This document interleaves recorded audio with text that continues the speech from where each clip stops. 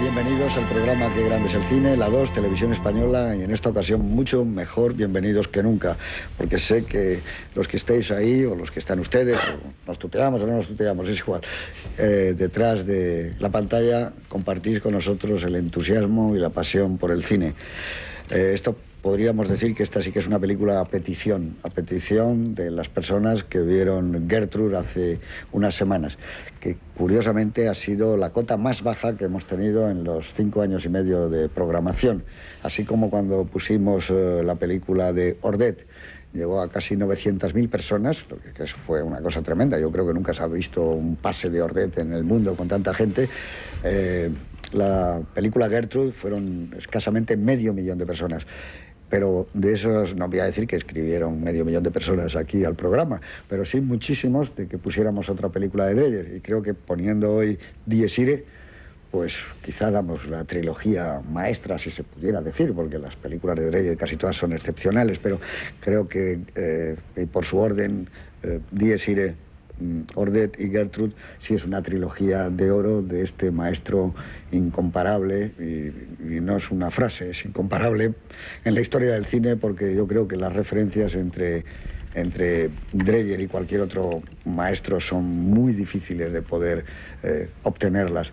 Yo decía, y precisamente en este libro que les recomiendo, que ha salido de José Andrés Dulce, que se llama Dreyer, que es un estudio a lo largo de muchos años que ha dedicado para hablar del maestro, pues que si un día nosotros tenemos la desgracia por la noche de no poder contar con John Ford, siempre podíamos echar una mano de Howard Hawks, o en el peor de los casos también de Raoul Walsh, pero que si nos falla Dreyer, yo creo que Bergman no es suficiente, y no lo es Tarkovsky, no lo son otros muchos directores. Es un original, es un único, no ha habido nadie como Dreyer, y de momento no ha salido ninguno como él.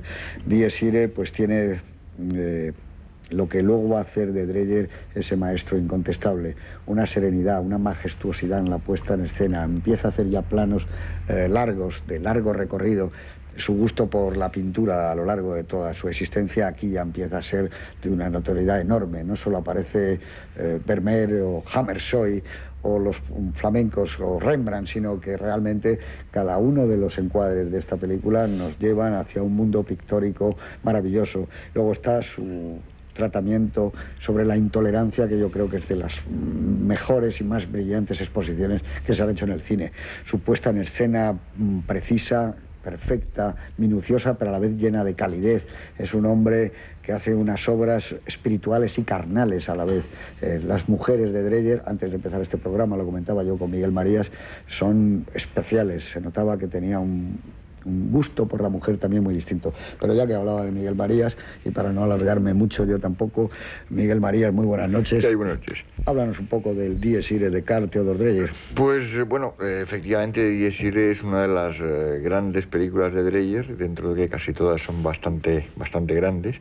Es una ruptura enorme, provocada no solo por el paso del tiempo. De su película anterior a esta habían transcurrido 12 años, pero no tiene prácticamente nada que ver con las películas inmediatamente anteriores, Vampir y un poco antes La Pasión de Juana de Arco. Es la que empieza efectivamente un bloque unitario que forman no tres, hay tres que son famosas, pero son cuatro. Lo que pasa es que entre esas cuatro hay, justo después de esta, al año siguiente, una película maldita. Le digo maldita porque él mismo se metió con ella y casi todo el mundo le sigue la corriente. Yo la encuentro tan maravillosa como las otras tres, pero es una opinión muy minoritaria. Yo no conozco a nadie que la comparta. Luego, pues de momento es casi única.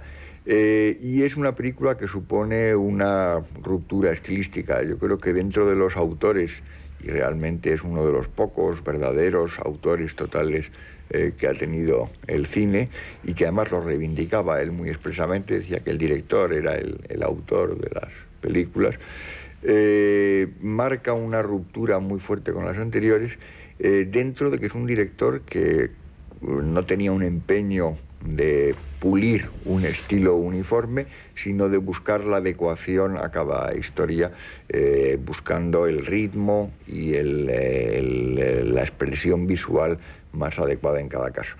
Yo creo que quizá esta película es la que deje más claro que hasta cierto punto se insiste quizá demasiado en el carácter único de Dreyer, y también se insiste demasiado en los aspectos, llamémosle, religiosos, espirituales. Y yo creo que esta película demuestra muy claramente uno de sus temas fundamentales, que es la pasión. Yo creo que es uno de los grandes cineastas sobre la pasión, creo que es uno de los grandes cineastas sobre el amor, y creo que además era un magnífico narrador, cosa que puede parecer raro porque sus películas, esta incluida, tienen una cierta reputación de lentas. A mí, cuando se dice que esta película es lenta, siempre pienso que qué concepto hay de la lentitud cuando en 98 minutos, que es lo que dura en pantalla, en televisión durará 94, cuenta con tanto detalle una historia tan compleja como la que cuenta aquí, que no es solamente la de unos cuantos personajes que salen, sino también la de algunos que no aparecen en la película, pero cuya sombra está gravitando sobre el destino de estos personajes. Y creo que es una de las películas quizá al mismo tiempo más sombrías, que dan una imagen más terrible de ciertas fuerzas en acción, y al mismo tiempo más luminosas y que dan una sensación más nítida de lo que puede ser la felicidad, quizá breve, en una relación amorosa. Pero bueno, ya hablaremos sobre todo esto y algunas cosas más. Quiero decirte, Miguel, que no conozco esa película cuasi policíaca, Sí. pero que estoy convencido, nunca he tenido posibilidad de verlo, pero estoy convencido que compartiría tu punto de vista, porque además, al saber que es como policíaca, tengo muchísimas ganas de ver esa película. Tiene un lado sorprendente, pero cuando la ves dices, pero si es además quizá la película más sobria de todas las que hizo Dreyer. Señor Úrculo, don Eduardo, muy buenas noches. Buenas noches. Está usted aquí no solo por pintor, sino por cinéfilo, pero supongo que le habrá cautivado esta obra de Dreyer, ¿no? Sí, lo primero por cinéfilo, porque yo creo que Dreyer es un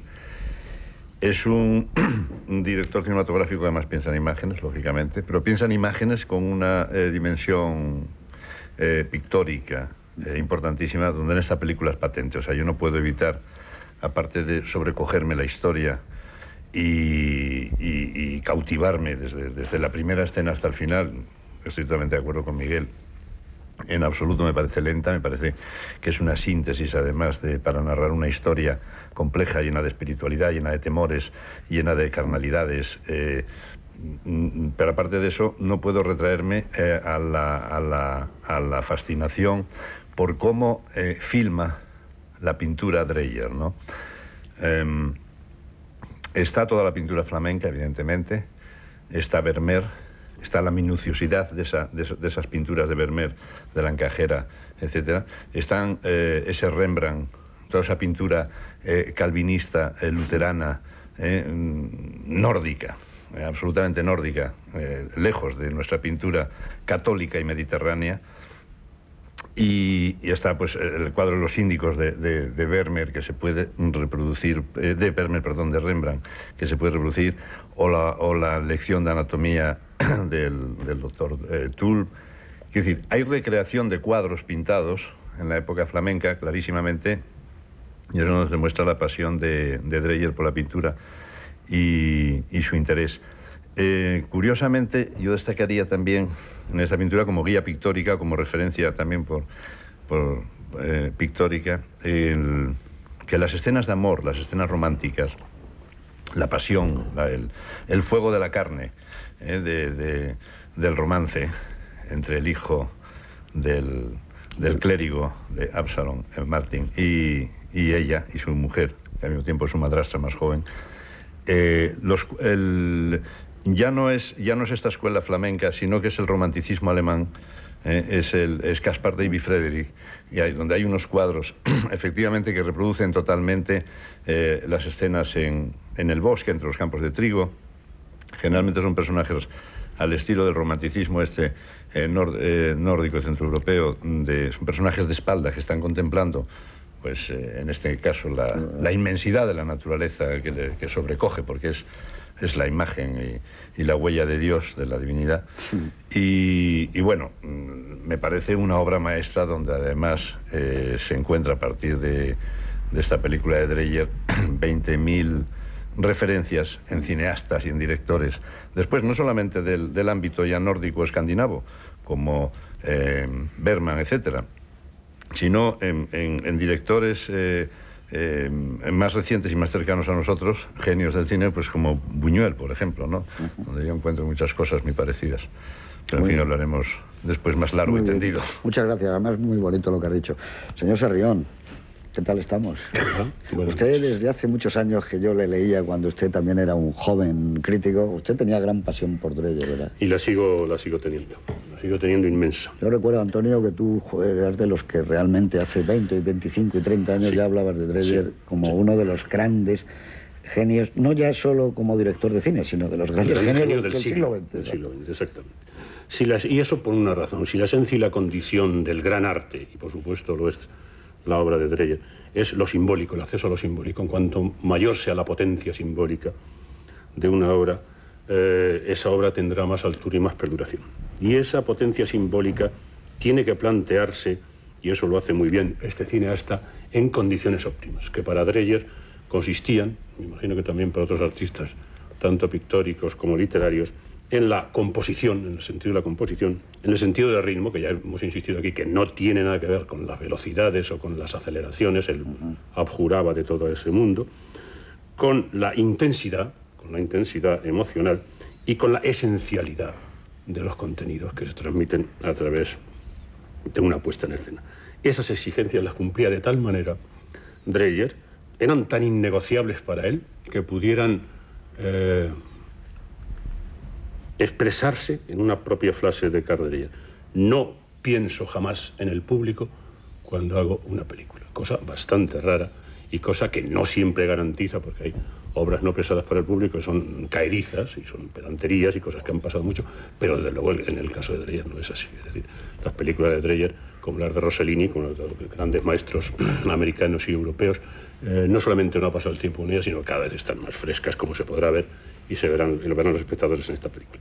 Por otra parte, en Dreyer, tú lo has apuntado, José Luis, hace un momento, siempre ha pesado un falso, qué sé yo, una falsa consideración de artista religioso. Es evidente que la cultura nórdica, tanto en Strindberg como en Ibsen, son de una raíz protestante bastante fuerte, porque es un fermento cultural muy presente en estos países escandinavos y nórdicos y germánicos. Pero, ojo, el cristianismo serio y entrando en cuestiones no de misa yoya, no de cristianismo de misa yoya, tiene sus apoyaturas en la gran figura de Kierkegaard, que es una figura no solamente filosófica, sino religiosa, sino estética, imprescindible para la modernidad. Y en esa línea se inserta Dreyer. Pero cuidado, ni siquiera tampoco, pese a sus convicciones personales, estas películas, esta gran trilogía final, que significa Dies Irae, Ordet y Gertrude, no son películas sobre la religión, o mejor dicho, religiosas o amorosas, sino películas sobre la religión y sobre el amor, y además desde una óptica extraordinariamente severa. Ya se vio en Ordet y en Gertrude, y desde luego en Dies Irae está clarísimo. Es una película hecha en condiciones muy duras, porque supuesto que en el año 43 Dinamarca está invadida por los nazis, y curiosamente es una película, no tiene ninguna aceptación ni de público ni de crítica, pero se les pasó, o no vieron aquellas personas ocupantes, la contundencia de ese ataque realmente a la intolerancia y al fanatismo, que hay que leerlo, como diría el existencialismo francés, en condiciones de época, en situación. Yo no sé si y voy a terminar, no sé si es la mejor pieza de Dreyer. A mí me gusta tanto como las otras dos. Hay personas que dicen que, bueno, que el desafío en la puesta en escena, en la planificación, esa especie de plano secuencia, de esa lentitud y de esa necesariedad, sería el punto más alto, el conseguido en Gertrude. Pero a mí me gusta tanto Dies Irae como Ordet, como Gertrude, y no podría elegir, como sí han podido, por ejemplo, Noel Bush piensa que esta es una película de transición, y sin embargo François Truffaut, que es un dreyeriano y que siempre el viejo maestro Dreyer reconoció como uno de sus herederos, o por lo menos persona que le gustaba mucho su arte, el cine de Truffaut, dijo que era la mejor de las tres. O sea, como dato se puede pensar que para Truffaut Dies Irae, yo no diría tanto, pero me voy acercando. Quizá no es una película tan exigente, tan pura, tan final, tan final en el sentido, tan cuajada como Gertrude, no lo sabría decir. Me imagino que los espectadores podrán opinar. Muy bien. Lo que pasa, Antonio, que yo creo que la mejor de las tres son las tres. Que eso es lo que me parece, que ese es el gran problema. Seguramente son las tres iguales. Esa especie de trilogía, además de todo lo que tú has dicho, también es una trilogía, yo creo, sobre la carne. Porque hay una carnalidad en las tres, el hombre aquel que pierde a su mujer y que cuando resucita, como dice, le echó de menos, pero no solo lo ha hecho de menos, echó de menos estar con ella físicamente, y no hablemos de... Los tres son tres obras de teatro, y vamos a verlas sin más pérdida de tiempo. Yo decía una vez en un artículo hace unos años que el misterio de Dreyer también para mí es que los que para leer necesitamos gafas, esta película, si fuera como un texto, lo leeríamos sin gafas. Es como si tuviéramos que leer un texto, es tan luminosa que los que necesitamos gafas no necesitamos gafas para ver esta película si fuera un artículo o si fuera un libro.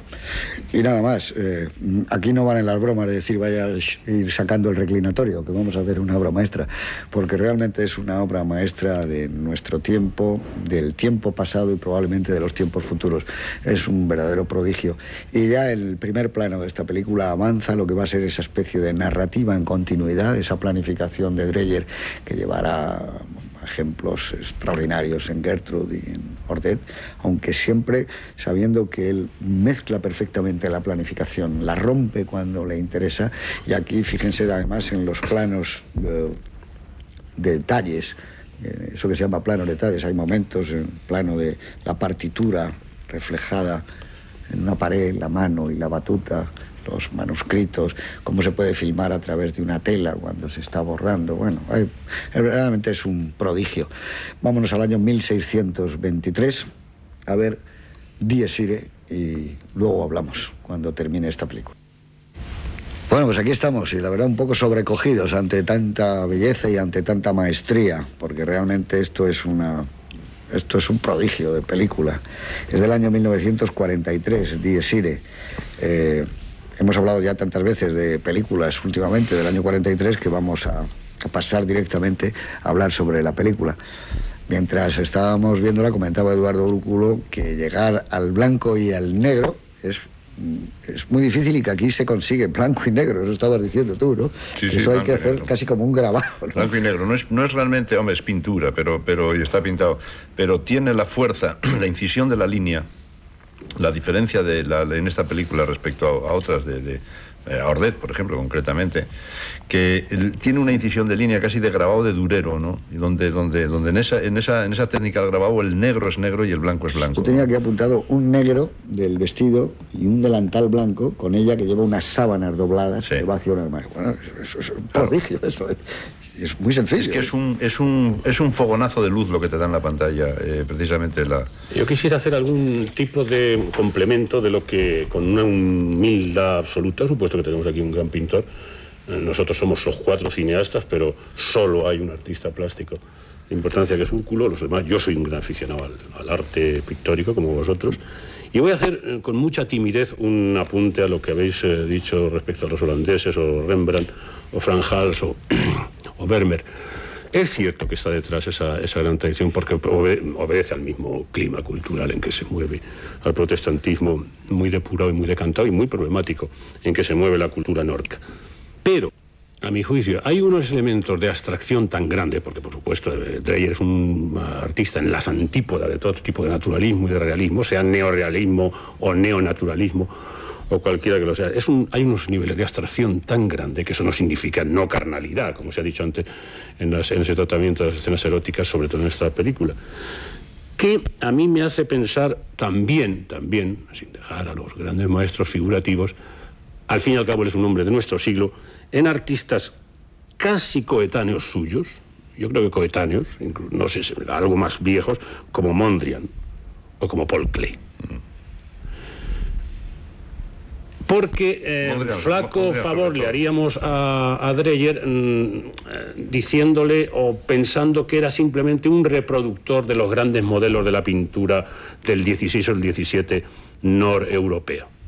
Yo creo que él es un artista tan moderno tan moderno, es un artista tan de su tiempo, y eso lo demuestra a lo largo de sus planteamientos estéticos y morales en todo su cine, sobre todo en las 3 obras maestras, que hay que pensar en los abstractos, en este tipo de abstracciones, sobre todo quizá todavía más en Klee, que es más misterioso que Mondrian, a mi juicio. Y también otra figura, perdón, un momento y termino, y ya pasamos a otra cosa que no sea la pintura. Otra figura de la pintura que no pertenece exactamente al mundo flamenco o germánico, sino al francés, pero naturalmente de raíz hugonote, que es, como se sabe, muy cerca del protestantismo, que es a Georges Latour. ¿Os acordáis que en los cuadros de Georges Latour hay un tratamiento de la luz que, por supuesto, podíamos pensar en Caravaggio, pero que tiene una especificidad absoluta? No se parece ni a Caravaggio, ni a Velázquez, ni a Rivera, ni a todos los tenebristas. Es decir, es un tenebrista, pero con un sentido depurado y casi místico de la luz, que aparece en Dreyer, pese a que el misticismo de Dreyer tampoco sea de misa joya, vamos, para emplear la misma. Lo que te quería decir yo, que reconocido por él, si hay un pintor de su país que es Hammershøi, y hay muchos encuadres de Hammershøi que están tratando de reproducir la quietud, el silencio, esa especie de tiempo detenido, y eso sí lo... Friedrich sí, posiblemente está más cerca. Sí, Caspar David Friedrich está muy patente, porque incluso la escena que hemos visto de Ana y Martín primero en el campo entre los trigos, él con ese tocado, la capa, los dos de espaldas, también es plenilunio. En fin, hay un cuadro de Caspar David Friedrich que es así, que es totalmente eso. Quiero decir, yo no creo que él haga una recreación. Lo que sí me transmite, en cualquier caso, es el gusto, bueno, pues por el conocimiento, por el romanticismo y por toda la pintura nórdica, calvinista, es decir, porque en Dies Irae, indiscutiblemente, es decir, hay un contexto y hay una escenografía y hay una escena que hay una historia calvinista, es decir, eso es luterano, es una historia, cómo empieza en vertical cómo empieza la película y cómo acaba con esos códices, esos beatos que descienden en vertical, es como la cruz bajando del cielo sobre esas partituras que están entonando el coro de niños. Esa es la única verticalidad en la película, por ejemplo, así evidente, que está todo bajando, que luego todo el resto de la película se desarrolla, son horizontales, ¿no?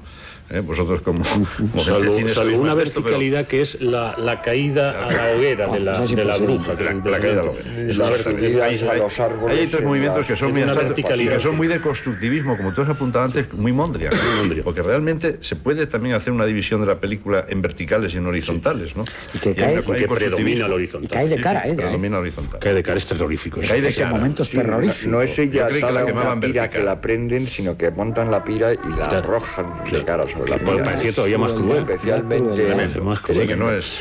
Yo creo que la acotación que hacía Antonio, yo estoy también de acuerdo con ella, porque pienso que los elementos, digamos, de pintura flamenca son más que nada detalles de ambientación de la época. Es decir, la imagen y la documentación que hay sobre la época son sobre todo esos pintores, y esos pintores dan un modelo, si se quiere, incluso de luz y de tipo de encuadre.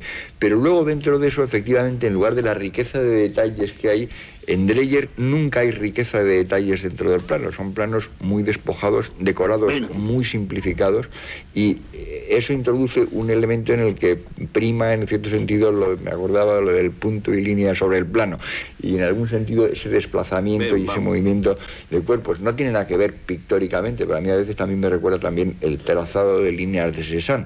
Es decir, hay un elemento de pintura moderna y más basado que en el detalle, en las masas y en las composiciones en movimiento. Sobre todo yo creo que hay el elemento de movimiento que no lo tiene tanto en general la pintura flamenca, y que en Dreyer, pues, evidentemente porque estamos con cine y no con pintura, y que no hay nunca además ese elemento que a veces lo hemos visto en películas de alguien que está tomando un cuadro como modelo y haciendo un cuadro animado. Es decir, el proceso, por ejemplo, que en Pasión Godard describe y filma a un cineasta que hace eso, justamente es lo que aquí en ningún momento hay, porque está siempre siempre en movimiento. Lo que pasa es que nos entra por la vista como meternos en ese mundo, que es un mundo que también son nuestras propias referencias, porque no tenemos muchas más sobre el siglo XVII en un país nórdico, más o menos, ¿no?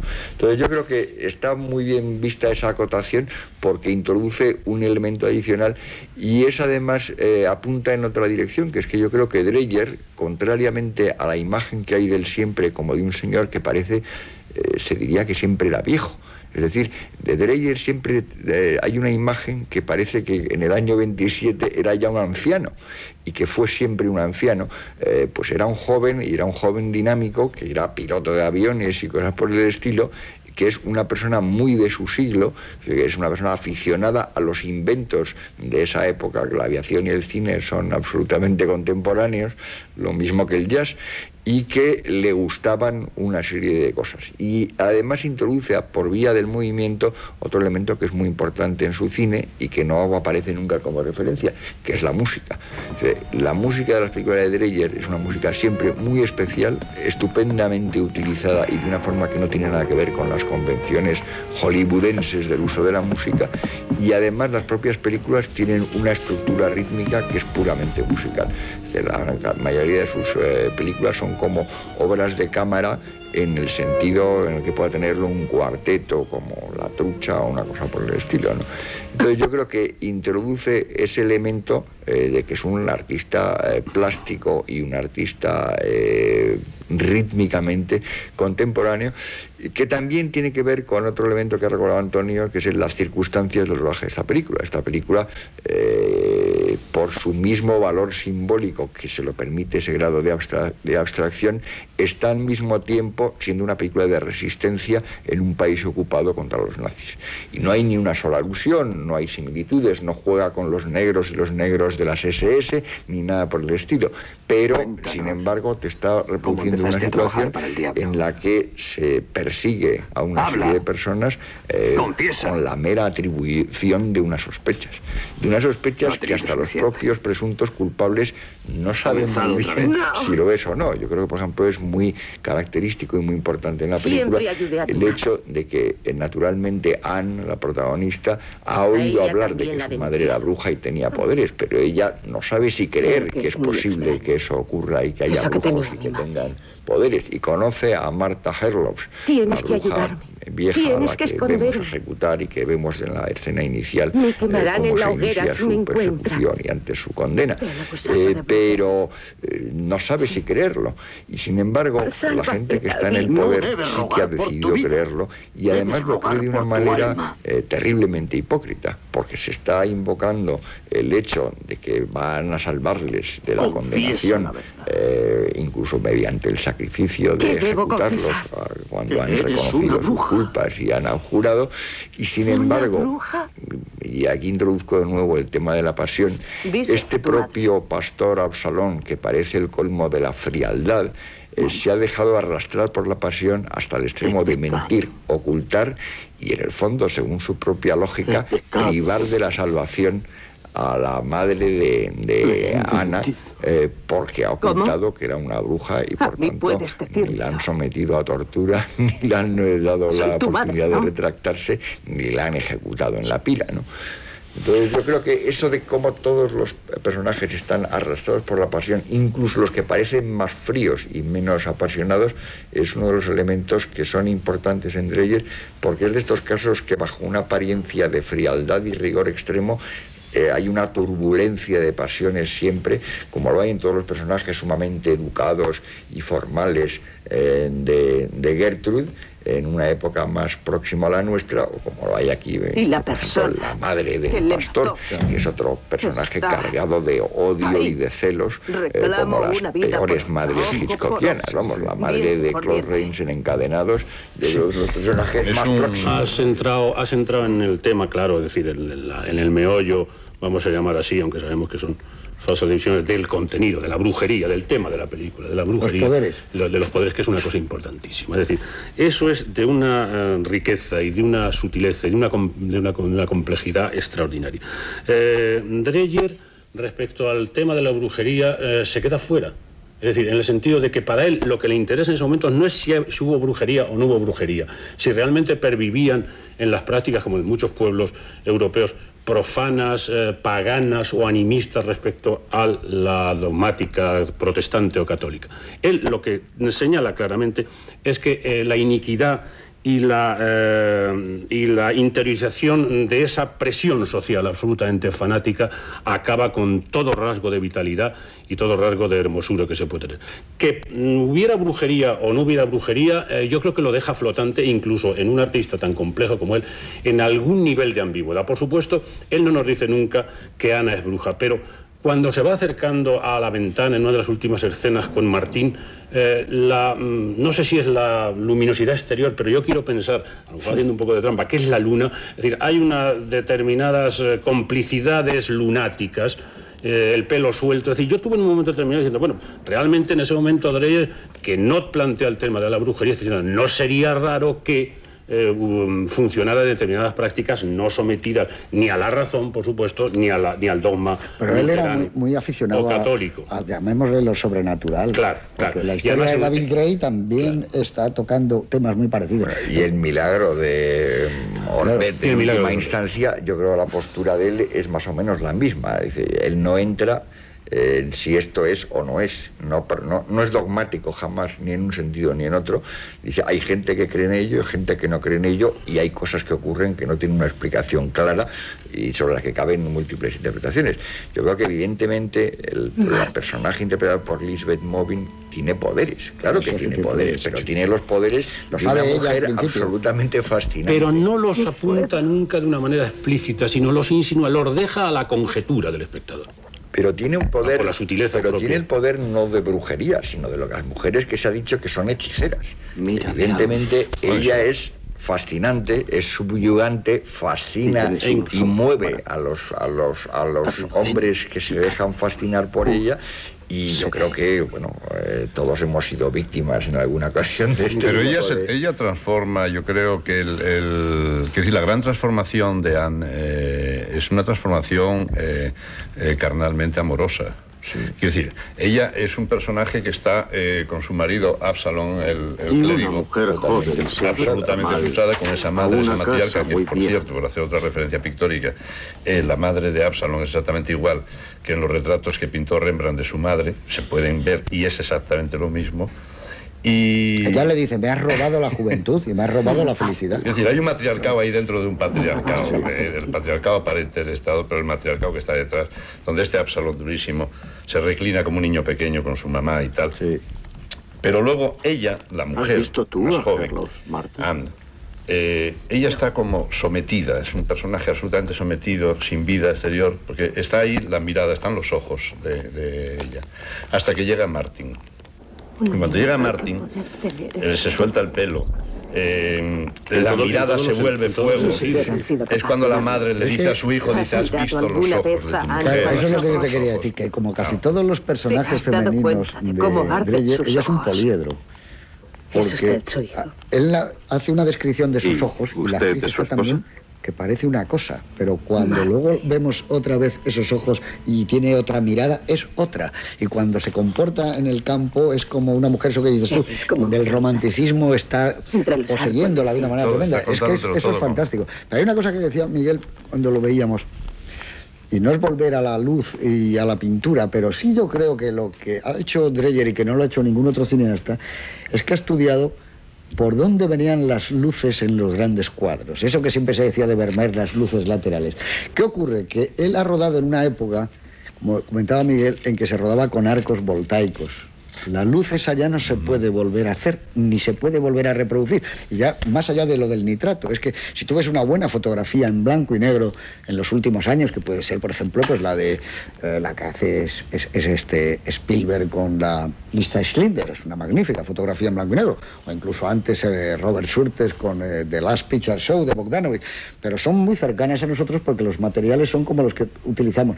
Pero en los años 40, cuando hay un plano como ella, que a mí siempre me ha sobrecogido, en la ventana, con el humo antes de la ejecución, solo se puede hacer con arcos. El arcos da otra luz, da otra luminosidad. No, pero hay más, porque ahora cuando hace una acción en blanco y negro lo hace sobre película de color. Y entonces no solo era película en blanco y negro, sino que era nitrato de plata, y la plata se nota, la luminosidad y el brillo que tienen las películas de los años 40 y de los años 30, la de los 50 ya no la tienen, y las 60 menos todavía. O sea, el blanco y negro de una película de muy buen blanco y negro, por cogerte un ejemplo de los tardíos que hay que llega a esto y que ya no es nitrato, Sed de Mal. Sed de Mal es una película que tiene unos contrastes enormes a base de conseguir con profundidad de campo y con focos reproducirte algo esta luz, pero normalmente esos contrastes, las que había en las películas de Sternberg de los años 30 y la luminosidad que había, sobre todo el elemento, puedes jugar mucho todavía con las sombras, pero el elemento de jugar con la luz realmente, y que parece que la luz irradia de la propia película o de la pantalla, y aquí que irradia de los rostros y de los ojos de Lisbeth Movin, yo creo que es una cosa que en algún sentido, independientemente de la voluntad del artista, en este momento el que quisiera hacerlo, desgraciadamente no creo que pudiera. No, porque incluso otra película que intentaron de alguna manera que el blanco y negro fuera uno de los motores de la película, que fue la adaptación que hace Richard Brooks de A Sangre Fría, de la novela de Truman Capote, tampoco era eso, porque como tú dices, el positivo era color de la película, ¿no? Pero aquí algo maravilloso. Tú decías que quieres creer que sea la luna. Es que hay como una luminosidad que no se sabe realmente de dónde viene exactamente. Porque, bueno, tú tienes unas paredes blancas, tienes unos trajes negros, como decía Eduardo, que eso solo se puede hacer, decías, tú citabas a Durero y todo. Eso es... La pared blanca es que es blanca. Es blanca. Y el delantal de ella es un blanco y el traje es un negro, no son y la grises, bola es blanca. No y es gris. Son blancos, no hay grises, o sea, prácticamente. Hombre, sí los hay, pero vamos, en síntesis no hay, simplificando, no hay grises. Luego, la utilización del humo en esta película es fabulosa. Y de la niebla. Esa especie de neblina que tiene, ¿no? Por ejemplo, ahí ese plano, claro, es un plano histórico en el cine, es el bordado a través del hilo. Sí. Pero eso, ¿cómo se puede conseguir? Claro, ahora es muy difícil de poder tener esa sensación, porque no es nada esteticista gratuitamente, es una verdadera maravilla. Tú tienes la sensación, y luego se atreve y lo ves a través del bordado. Lo ves a través del bordado. La complicidad de los amantes a través de las miradas, ahí está la complicidad, ahí está la historia, y luego el bordado, la carne. Y luego el bordado, que es la carne, porque claro, es una exaltación de la primavera. Claro. Es la maternidad, lo que no tiene con Absalom. Si recordáis, es un dibujo de Pompeya. Sí. Que aparece en muchos cuartos de baño de amigos míos que tienen esa señora de espaldas. Que suele llevar exactamente, es un dibujo de trigo. Es un dibujo pompeyano. Sí, cosa de primavera. Y está apuntando ahí naturalmente también a elementos paganos. Claro, es decir, el taller era de una sutileza absoluta y además nada era accidental. Y que cambia el latillo de trigo por un niño. Exactamente. O sea, que está revelando cuáles son los la cantidad de cosas que te está metiendo ahí en esa síntesis, en esa aparentemente simplicidad.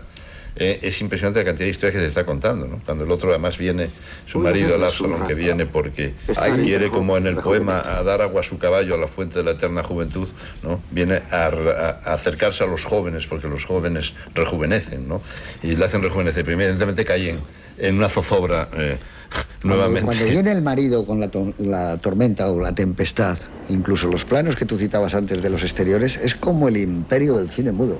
Ahí es como Murnau. Es decir, esto era el mundo. Tiene esa especie de imperio del cine magia mudo que hay danzando en las imágenes de Nosferatu, por ejemplo, ¿no? Bueno, hay un plano que es muy sencillo en sí mismo, aunque está en un momento dramáticamente fundamental, en la que hay una superposición de visiones a través de, y que van sumándose, que es increíble, que es cuando, justo antes de la ejecución de Marta, ella mira por una ventana y la ves a ella a través de un cristal, en el que muy pronto entra el humo de la pira que están preparando y hay cristal y humo, y un momento después a ella se le saltan las lágrimas y hay ese tema que se repite tantas veces maravillosamente en la película, de que te veo a través de mis lágrimas. Sí. Y primero dice y yo te seco los ojos, luego dice que nadie me seca los ojos, que es cuando hay la sensación de abandono y de rendición cuando total ella que hay asume su destino en la película, ¿no? Pues yo creo que es uno de los finales más patéticos y más dramáticos que he visto nunca en una película, con menos bombo y platillo imaginables, ¿no? Pero esa es la especie de sutileza que hay en los niveles de luz y de cómo una imagen en la que no hay tampoco, digamos, grandes espectacularidades de profundidad de campo, sin embargo hay como niveles superpuestos de imagen que actúan como capas emocionales en la película, que yo creo que es un poco el sistema de construcción de Dreyer, que es una película de superficies normalmente muy lisas y que en el fondo hay dentro un fuego ardiendo realmente, ¿no? Además se ve mucho ahí lo que, citando la escena esta cuando vuelven con la tormenta, el clérigo y su vicario, su ayudante, que es una escena de exteriores, y las escenas, y entonces en exteriores en la película no hay más que esta, las escenas románticas de ellos, que también es plenilunio, que es decir, la luz de la luna, aunque no sea muy visible, yo estoy totalmente de acuerdo con Sarrión, que es verdad, que está ahí, te das cuenta que eso está sucediendo en plenilunio, ¿no?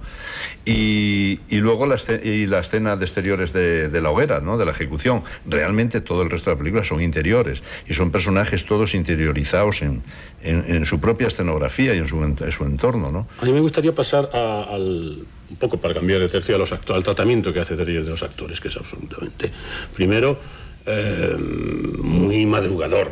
Por supuesto, todos los grandes cineastas, es la especificidad del cine a través de la cámara y sus capacidades reveladoras o succionadoras, muchas veces vampíricas, lo que tratan es de llegar a través de los personajes a los actores, y a través de los actores y los sentimientos de los actores al propio mundo personal que quiere expresar el director. En este caso, en Dreyer esto es paradigmático, es perfecto. Es decir, el Godard posterior que chupa inmediatamente y que se ha cansado de decir que las cosas que más le impresionan en su vida fue ver a la Falconetti, La pasión de Juana de Arco, que naturalmente tiene mucho que ver con la vieja bruja que queman aquí. Es decir, todo ese tratamiento de los actores en Dreyer era de una exigencia y de una meticulosidad, como todo su puesta en escena absoluta. Él pensaba que respecto a las técnicas de Stanislavski, él conocía muy bien, naturalmente, todas las técnicas de interpretación, y con Stanislavski decía que estaba en gran medida, luego, por supuesto, lo tomó con gran unsalis, como hay que hacer con Stanislavski, seguramente con todos, y no hacer las exageraciones, llegar a las exageraciones que tenemos que reconocer, hicieron todo el actor estudio, Línea, Strasberg, Kazan, etcétera, etcétera, pero yo creo que Dreyer coge al buen Stanislavski, por decirlo de alguna manera. Entonces, hace que los personajes, es decir, se creen, o que los personajes salgan de los actores desde dentro, no impostados desde fuera, sino hechos realmente. Él aclaro mucho más de lo que yo pueda ser preciso otra vez con Dreyer, diciendo yo a los actores soy una partera, les ayudo a parir el personal, y naturalmente subrepticiamente o al lado de eso a revelarnos lo que son los actores. Pero tú fíjate aquí que lo dice José Andrés Dulce en lo de Dreyer, refiriéndose a Dies Irae. Hay dos escuelas de actores. Hay los actores veteranos que han estado 40 o 50 años en la escena, en su país, y gente joven. Pero el toque de él es tan grande que no hay ninguna arista de interpretación entre, digamos, la vieja escuela y la nueva escuela. O sea, la chica actúa de una manera distinta a como actúa Absalón, pero están perfectamente ensamblados. O sea, esta chica que a veces, no sé si a vosotros, a mí me recuerda a veces como a Teresa Gimpera. Bueno, me lo has quitado. A veces recuerda a Hildegard de Neff o Missy Gaynor o Elizabeth Montgomery, pero es como un poliedro, va cambiando mucho la cara de ella. Pero te lo recordaba a ti también, ¿verdad? Totalmente, bueno, a la Teresa Gimpera de hace años. Una actriz extraordinaria. El perfil de cara. Y algo más respecto a esa investigación tan fuerte y seguramente la más potente de la historia del cine, quizá, en el rostro de los personajes. Él no maquillaba a los personajes. Pensaba que el maquillaje era realmente desproveer de las arrugas que el tiempo, que los sentimientos, que las sensaciones. Era quitar historia. Quitar historia. Claro. Y como lo que le interesaba realmente era llegar al fondo de la historia para contar su propia historia, para opinar. Ha sacado un tema muy bueno. El maquillaje para él es la goma de borrar, que no la usa. Claro. Sin embargo, la usa en la última secuencia célebre que le desaconsejaron, yo creo que está muy bien puesta, de Gertrude, la historia de Axel y de Gertrude. Pero como dice Eduardo, en la última escena, evidentemente están maquillados. Los restauradores lo que hacen es borrar la historia. Claro, que dibuja sin borrar, que es como hay que dibujar. Vamos a poner como estaba, dice, no, le has quitado la historia, le has quitado 2000 años, a lo mejor, estás borrándolo, ¿no? Pero tú decías el tema, lo de los actores. Tú fíjate la fuerza que ha tenido siempre Dreyer con el primer plano. Bueno, ya estaba lo que tú decías, la Falconetti. Pero tú imagínate ese plano que estábamos hablando ahora, Miguel, y que yo os decía, lo de la ventana y el humo. Yo estoy convencido que cuando tú miras por el visor de la cámara no es así.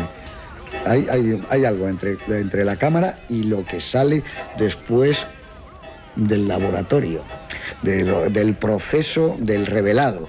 Y eso yo creo que él lo sabía, porque el misterio de Dreyer, de la luz, ya lo decía Truffaut, los visillos más luminosos de la historia del cine están en sus películas, las ventanas más luminosas. Las velas más luminosas de la historia del cine. Aquí está, ¿tú ves esos visillos? O visillos. Fíjate tú, los ataúdes. Cuando hablábamos de ese elemento de que Dreyer cree en algo sobrenatural, yo creo que una de las cosas que él cree sobrenaturales es que la cámara registra cosas que no vemos. Y que la cámara permite, como él decía, llegar al alma de los actores. Quizás no de los personajes, pero si hay una identificación entre los actores y los personajes, llegará al alma, en cierto sentido, de los personajes.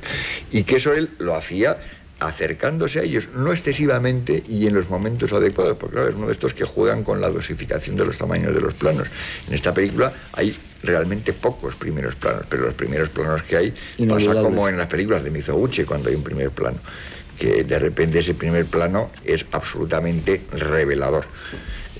A mí me recuerda, quizá todavía bajo la sugestión de haberla vuelto a ver hace poco, el proceso que hace con los actores es como las estatuas, los esqueletos que aparecen en las ruinas de Pompeya en Viaggio en Italia de Rossellini. Es como si fuera el mismo proceso, ir quitando, y de repente aparece desnudo y quitas un poco más y ves que es una pareja y luego ves que es una pareja enlazada. Bueno, es un poco el mismo procedimiento, pero hecho a base de despojar, con lo cual es lógico que una de las cosas que les despojara, aparte de convencionalismos histriónicos y cosas de ese género, excesos de expresión y demás, es el juego este, como también lo hace el despojarlos casi siempre del juego de planos contra planos, e incluso forzar de alguna manera antinatural, si se quiere, como ocurre en Gertrude, que eso despista mucho, el evitar que se toquen y que se miren incluso, ¿no? Es que tiene la sensación de que se incendian enfrente de la cámara, porque no están hablando entre sí, están hablando en algún sentido a la cámara. Me parece muy pertinente, una vez más, la alusión a Mizoguchi. Yo siempre he pensado, y lo he dicho a los amigos, que siendo tan occidental, Dreyer es un cineasta casi oriental, casi japonés. No, se parece mucho a mí. Y os voy a decir, porque eso lo he descubierto hace muy poco, qué datos afianzan o pueden afianzar mi hipótesis. Una escuela japonesa de estética, quizá anterior a la Segunda Guerra Mundial, en que estaba Occidente muy separado culturalmente de los modos orientales, se acercó al mundo occidental para ver realmente cómo era la estética o cómo eran las artes occidentales. ¿Y sabéis cuál fue el primer autor que les atrajo a los orientales? Gente muy refinada y con una cultura zen y sintoísta. Kierkegaard. Y entonces cuando me enteré esto, amigo, ya amarro. Es decir, hay una sensibilidad oriental que tiene que ver con Kierkegaard y naturalmente tiene que ver con Dreyer. Porque realmente en toda la espiritualidad y en todo el arte, es decir, en las dos funciones simbólicas, el arte y la religiosidad nórdica, está absolutamente presente ese cristianismo totalmente... El mundo del pecado. Torturado. No, de la culpa. Sobre el cual trata de reaccionar. Kierkegaard no solamente rechaza a Hegel, sino rechaza también naturalmente el fanatismo protestante que es la bestia negra de Dreyer, y no solamente el fanatismo protestante, sino el fanatismo nazi, los fanatismos que vinieran o que pudieran venir. En ese sentido se han hecho pocas cosas mejores que la escena de la bruja cuando la están torturando. El desvalimiento de esa mujer. Cuando hablabas tú de estar desnudo, yo no he visto nunca un personaje más desnudo. Realmente, decir, a mí me provoca las lágrimas. Es una cosa tremenda, ¿eh? Esa cantidad de carne, ¿no? Quizás sea un cuadro de Francis Bacon, de esa carne torturada, ¿no? Ahí está, que ahí no tiene posiblemente relación, lógicamente, Dreyer con Bacon, pero que posiblemente... A mí esas escenas... Ese cuerpo retorcido es un Francis Bacon. Es una... cosa un poco apropiada, pero se me salta la lágrima. Siempre que veo, que igual que a la Falconetti, a esta vieja, realmente hay una tribulación tremenda, se me pone una congoja enorme en el alma al ver a esta vieja ahí desde la primera escena en la que se ve que se angustia, que sale a 4 patas por la cochiquera esta, y que además contrasta con que pasa a otra vieja muy altiva que entra abriendo la puerta como la que domina la casa, pero curiosamente es la ama de casa de Rebeca, por otra parte, ¿no? Son las dos matriarcas, las dos personajes más solemnes. Las cuentas es una versión de Fedra. Y Marte... Esto es una versión de Fedra. También. Entre otras muchas cosas, pero esto se ha ido a los clásicos. El autor de esta obra de teatro se ha ido... Y a los modernos, ya sabéis que es una cosa curiosa, que me imagino que no todos los espectadores saben, que al pobre Dreyer, que como a Welles, como a todos los genios, le faltó tiempo para hacer sus grandes proyectos, él quería hacer, por ejemplo, 2 piezas de la cultura norteamericana centrales, de ahí la gran inteligencia y la gran ilustración y la gran cultura de Dreyer. Él quería hacer ni más ni menos que adaptaciones, aparte del célebre Vida de Cristo, que eso fue una pena que no lo hiciera, porque hubiéramos visto un Cristo absolutamente inédito. Quiso hacer Luz de Agosto, de Faulkner, y El luto le sienta bien al extra de O'Neill, que son realmente el gran dramaturgo y el gran novelista contemporáneo norteamericano, de manera que el olfato de Dreyer era absolutamente superior. Yo casi más que el Cristo siempre he echado de menos el que no hiciera en América, además, Luz de Agosto. Ahora es muy difícil hacer Luz de Agosto, es tan difícil como hacer Ulises, pero yo creo Malcolm Lowry, que fracasaron todos. Pero que yo creo que si alguien podría, Dreyer...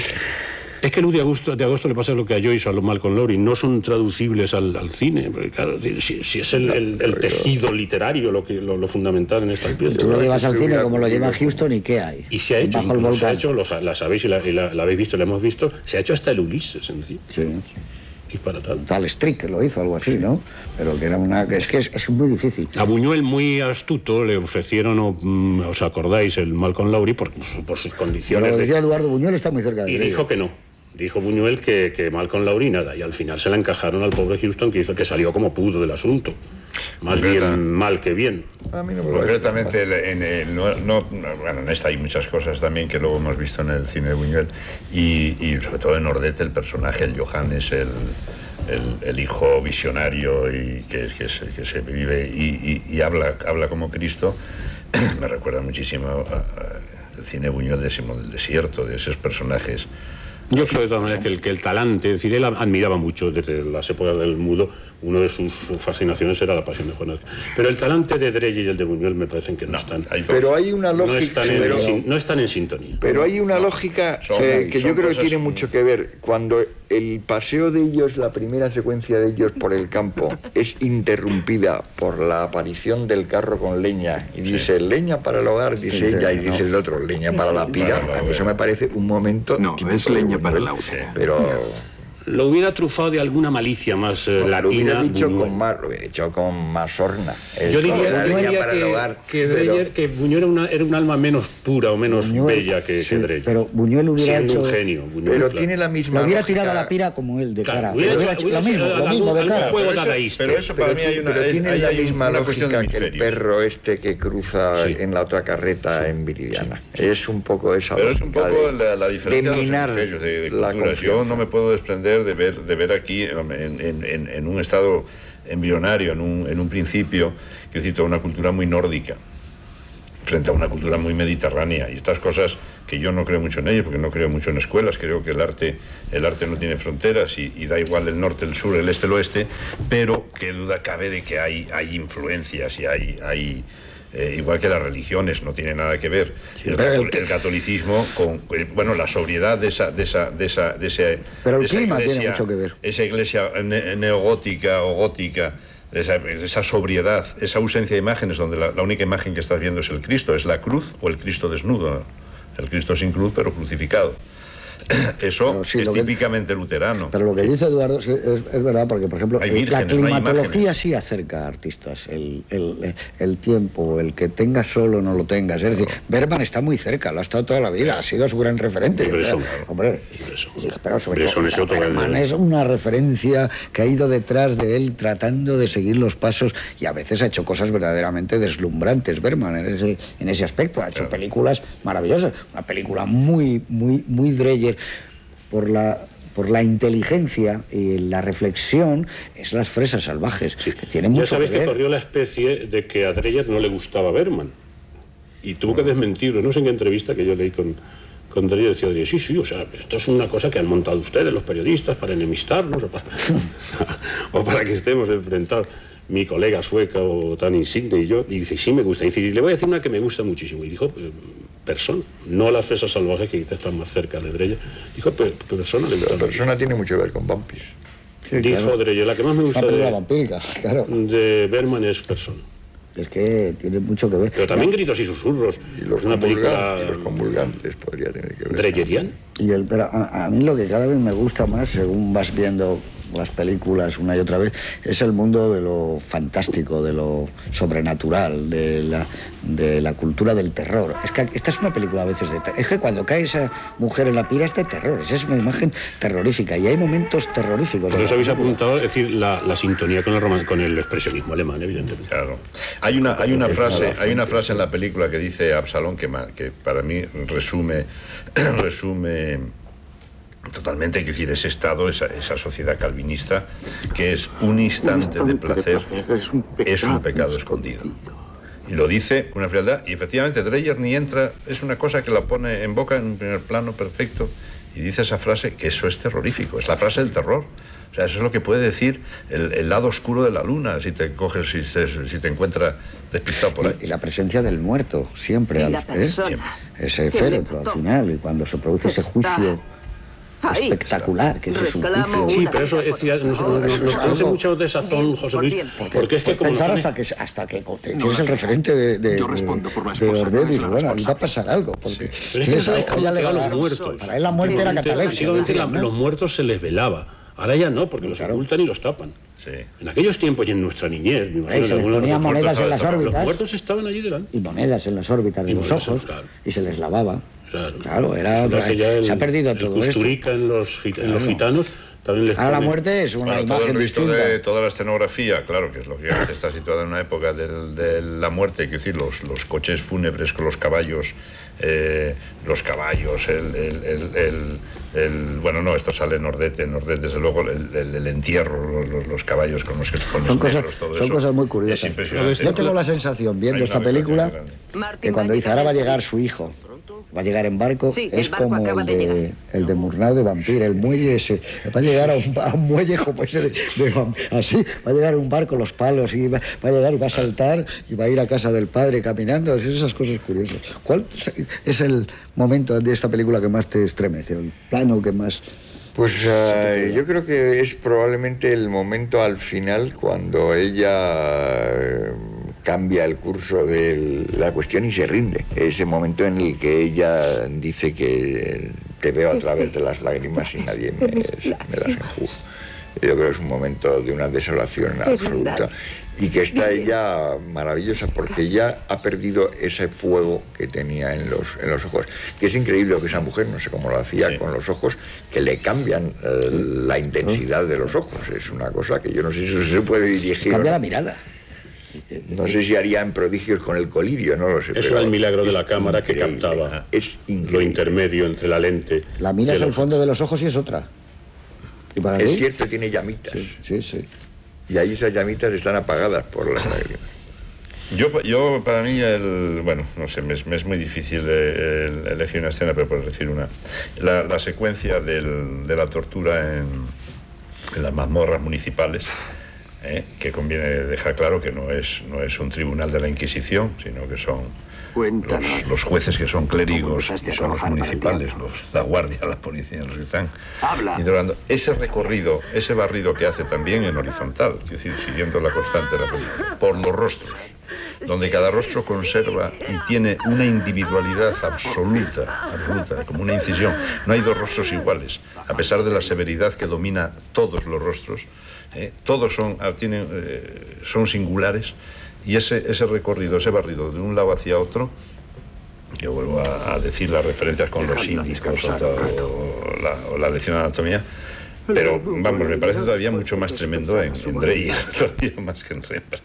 Y para ti, ese es el latido donde lloras. Donde lloras, querido José Luis, la maravillosa oportunidad de pisarme mis planos favoritos y el anterior, pero yo esta vez no lo que voy se a... vuelva a ver otra vez. No lo ¿Es el voy a... bordado? No lo... Exactamente. Pues No voy a pasarme, Bueno, que también hay pero pon mucho... otra vez el bordado. Los Y planos entonces del es el bordado. Sobre todo, decir, ese relampagazo en que se la ve reír detrás del bordado, con un contraplano luego del Martín. Pero ella riendo detrás del bordado, a mí me sobrecoge. Y esa cosa cuando decís lo de la horizontalidad, ese plano de ella que va caminando mientras se oye a los chicos que están cantando por ese mundo blanco en un plano largo, y ella, ese es un plano deslumbrante, de premonición además, de decir, la historia va a cambiar a partir de... Debió ser monaguillo Dreyer, porque esa la repite en Gertrude, la historia de los niños.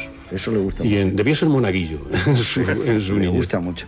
Esta es una película, voy a decir ahora un sacrilegio total, pero es la única película que a mí me gustaría, hecha por alguien con muchísimo talento, que la colorearan. No me la puedo imaginar, pero tiene que ser bellísima. Si pudieran colorearla siguiendo la pintura flamenca, los cuadros... No, pero sería algo distinto. No sé lo que sería eso. No saldría, José Luis. ¿Saldría algo? No me lo pide, nada me lo pide, ¿eh? No, ya la tenemos en blanco y negro. No pero nos vamos a morir sin saber cómo era Dreyer en color. La vida de Cristo le iba a hacer en color. Él quería hacerla en color. Pues aproximarse con las técnicas modernas que hay ahora, eso se puede hacer. No, ahora unos colores tan metálicos, tan fríos. Con unos expertos, naturalmente. No, porque ten en cuenta la película estaría diseñada ya en blanco y negro, sabiendo que iba a ser en blanco y negro, y por tanto, si hicieran con un lector de intensidades de colores, saldrían unos colores que no serían los que... Pero saldrían las llamas. Podríamos hacer un juego. En medio de juego. ese mundo de blanco y negro saldrían las llamas en la pira. Sería algo... Hombre, yo digo por expertos de esto. Por Mira, ejemplo, como decía la Antonio, obra de te Arthur coges- Miller es después de esta película. Y esa se ha quedado fuera, porque, por ejemplo, Miller no se resigna, tampoco se resigna a ella, está muy clara su postura frente a la intransigencia. ¿Cómo se llama? The Crucible, ¿no? Pero el Algo así. personaje de Salem, el Crisol. de las brujas de Salem, Sí. este se rebela contra la persecución de brujas. Pero